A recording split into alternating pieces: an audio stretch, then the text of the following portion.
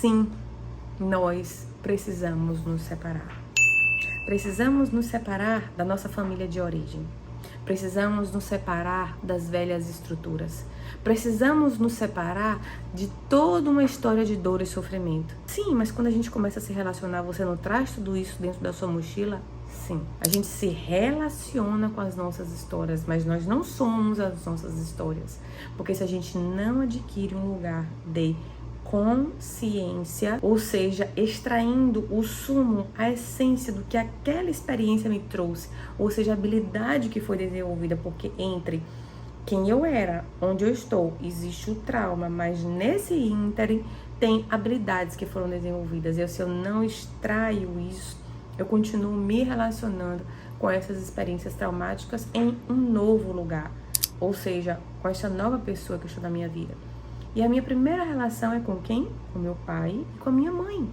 Esse é o primeiro relacionamento que a gente tem na nossa vida, mais precisamente com a nossa mãe. A nossa mãe é a porta de entrada para o feminino na nossa vida.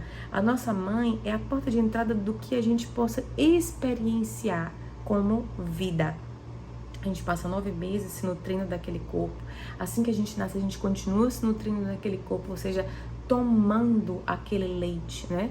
Para eu me nutrir. Então, com isso, a gente vai percebendo que, para que uma relação de casal ela possa fluir, o primeiro lugar que a gente precisa entender é ordem. Quando eu não ocupo o meu lugar, as coisas não fluem. Vocês já ouviram essa expressão assim do tipo: eu sou o homem da casa, né? E meu marido é a mulher da casa. Ou seja, os papéis totalmente invertidos. Partindo desse pressuposto, existe uma frase do Bert que eu amo, vou compartilhar com vocês. O perfeito não nos atrai, descansa em si mesmo, bem longe da vida normal. Preste atenção nisso. O perfeito não nos atrai, descansa em si mesmo e nos mantém bem longe da vida, porque eu estou em estrutura do ego, numa estrutura de toda uma idealização, de todo um arcabouço, e isso não me abre para eu me relacionar, lidar com o diferente, com isso incitar novas ideias, novos aprendizados, novas experiências, e com isso surgir o novo. Só se pode amar o imperfeito. Somente do imperfeito resulta um impulso de crescimento, não do perfeito. Porque do imperfeito, quando a gente vê, nossa, me falta isso, nossa, eu não tenho aquilo, nossa, eu preciso trabalhar isso, nossa, isso não tá legal, que vem essa força de dizer, nossa, eu tô indo em direção a algo. Então é a partir deste lugar que me leva, me move a eu ir em direção ao perfeito. Entenda-se o perfeito. É quando, por exemplo, quando eu digo aqui que esse lugar de perfeição, há quem entenda como um eletrocardiograma, esses altos e baixos da vida. E há quem entenda a perfeição como ausência de problemas, como ausência de desafios. Então, depende do que da tua ótica você está vendo a perfeição, porque uma vai te levar ao sucesso, a outra vai te estagnar e te manter no fracasso. É tudo questão de ponto de vista. Dando continuidade, o que Bert ainda nos traz nesse sentido é: o homem aceita uma mulher porque sente que, como homem, lhe falta a mulher. E a mulher aceita um homem porque sente que, como mulher, lhe falta o homem. A ambos falta o que o outro tem. A ambos falta o que o outro tem. E cada um pode dar ao outro o que ele precisa. Só nesse pequeno trecho a gente já vê que a vida é servir. A ambos falta, em que sentido? Quer dizer que eu sou uma mulher incompleta, eu sou dependente, eu sou carente, estou buscando minha felicidade no outro. Não. Meu marido, ele traz, por exemplo, a força do masculino, a capacidade de resolutividade, de tomar decisões, de ser mais objetivo. Eu, enquanto mulher, eu trago muito a força do feminino, no sentido da paciência, do saber escutar, do observar, do confiar naquilo que minha intuição está dizendo. Então, neste lugar, ele vai aprendendo comigo o que ele não consegue enxergar nele. E vai desenvolvendo essa capacidade dele confiar nele, dele escutar a intuição dele escutar mais, dele aprender a ter mais paciência. E com isso ele vai me ensinando a ser mais objetiva, em determinados momentos a ser mais prática, a ser mais resolutiva, porque tem momentos na vida que ela demanda isso da gente. Então, quando a gente vê que dar lugar a um precisar do outro, não é num lugar de dependência emocional e dizer, você é a minha felicidade, você é tudo na minha vida. Não, mas isso traz e me ajuda a desenvolver esse próprio atritar dos alinhamentos necessários dentro de um relacionamento, a eu desenvolver novas habilidades em mim, eu descobrir potenciais que eu ignorava em mim. Isso aí de um lugar egóico. Porque o que é que isso está nos mostrando? Servir. Relacionamento é servir. Relacionamento é contribuição. Não é um lugar de, me dê, faça, ele não me viu, ele não me ama, ele não me aceita. Nossa, esse lugar é o adulto ou é a criança? Se neste lugar, olha o que eu falei no início, eu estou nessa postura, então é a criança em mim. Então eu vou ter que voltar para o meu primeiro relacionamento e trabalhar dentro de mim as questões que eu vivi com os meus pais. Para que tomando este lugar, imbuída dessa força, eu consiga ir para o meu lugar de mulher, ocupar o meu lugar dentro de um relacionamento. Portanto, para que o relacionamento de um casal dê certo, o homem precisa ser o homem e permanecer um homem.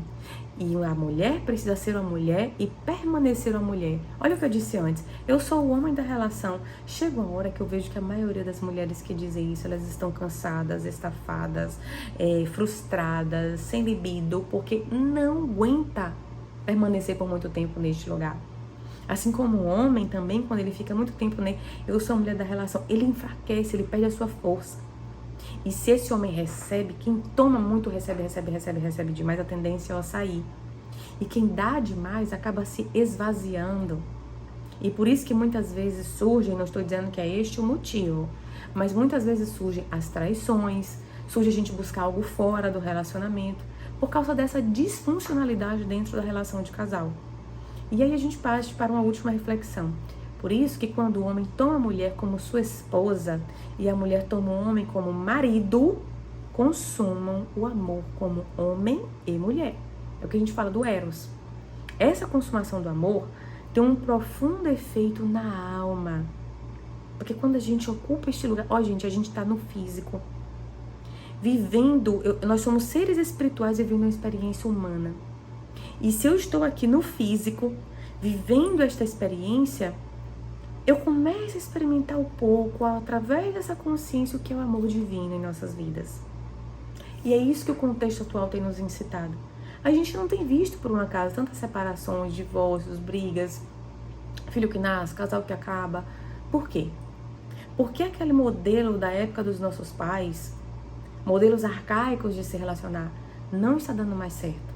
Porque nós estamos sendo incitados a viver este lugar. Essa união dentro de mim, yin e yang, masculino e feminino, a divina mãe criadora, o divino pai que instiga e vai como o sol e a lua, e viver isto em uma relação de casal. Através dela, como a gente disse, desse efeito na alma, dessa consumação do amor, através dela, o homem e a mulher se vinculam de maneira indissolúvel. Depois disso, já não são mais livres, mesmo que queiram. E o que está falando dessa liberdade? Isso vai ser tema de uma próxima live, mas só trazendo uma pincelada para vocês. Essa liberdade aqui que o Bert fala é no sentido de não mais o meu ego, é o que eu quero, o que eu penso, do meu jeito, da minha maneira. Não, é a minha vida, a minha perfeição, a minha ideia. Não, é sobre nós. Tudo que eu fizer não é mais sobre eu apenas, é sobre nós. E com a chegada de um filho, então, ambos estão também neste movimento do servir.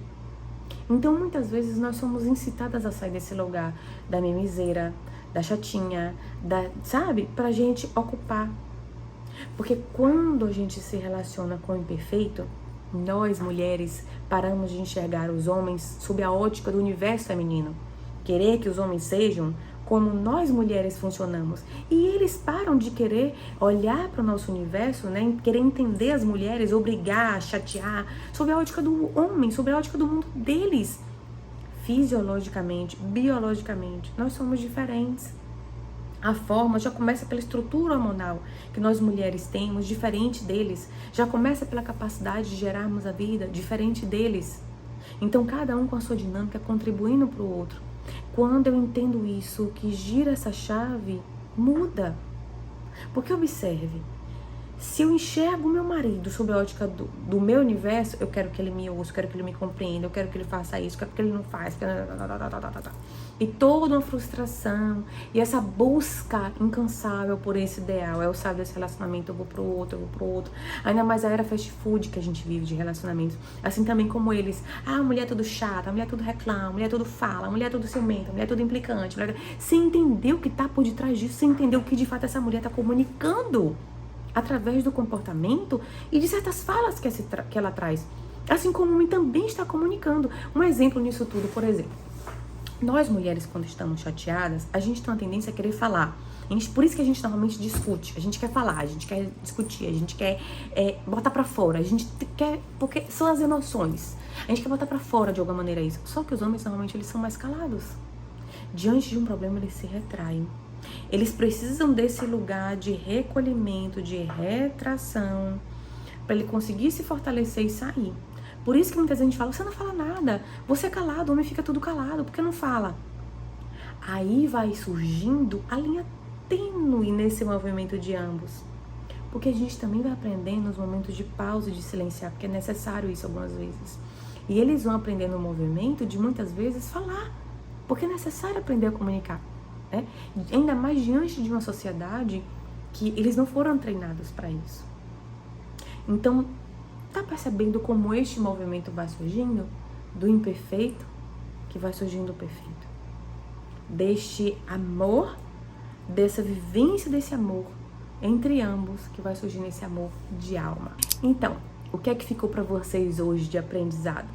Já aproveita, clica no link aqui abaixo e segue para mais dicas. Porque aqui mulheres crescem, prosperam